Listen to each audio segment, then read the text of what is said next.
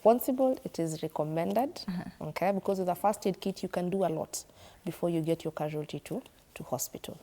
It also helps one to protect themselves, right? So let's talk about the venous. We see the arterial, the capillary bleeding. Why is it important for somebody to know, where they're situated, how they look like, what they look like, and how do we identify them? Very good. Now we talk about there are 3 types of bleeding, okay? We talk about capillary bleeding, we talk about venous bleeding, and arterial bleeding. So capillary bleeding, this is bleeding that is coming from the capillaries. Capillaries are very thin blood vessels that we have. Most of the time, the most common place you find them situated are at, for example, around the nose, okay? Venous, again, this is bleeding that's coming from the vein. And then arterial, this is bleeding that is coming from the artery. Why do you need to differentiate them? Because bleeding from the capillaries and the veins is what we equate to minor bleeding. Bleeding from the arteries is what we equate to major bleeding. So I need to identify, is my casualty having minor bleeding or major bleeding?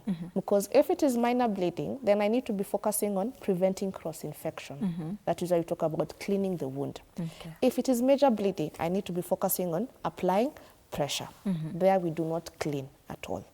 Okay, so how will you differentiate them? Number 1, if the casualty is bleeding from the capillary or from the veins, the blood is going to be dark red.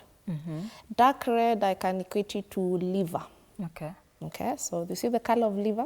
So when you see the color of blood coming out like that, that is dark red blood. So it is coming from the veins and capillaries because it is not oxygenated. But when you talk about major bleeding, which is coming from the arteries, then the blood is going to be bright red, okay, or what we call crimson red. And then it is going to coming out in spurts. It is going to be shooting. The one for minor bleeding, the blood is just oozing. Yeah. So how does, the treatment approach differ from these 3? If you're talking about the venous bleeding, capillary, arterial, how does treatment approach differ?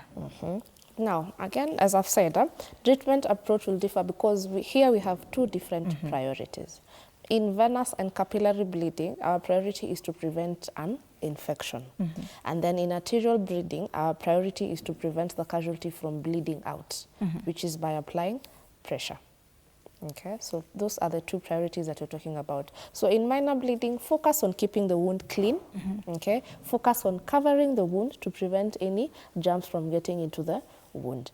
When you talk about major bleeding, we are saying focus on applying pressure, stop the bleeding. Whatever you need to use, here we are not worried, okay, about what you need to use. Use whatever you have, as long as you make sure that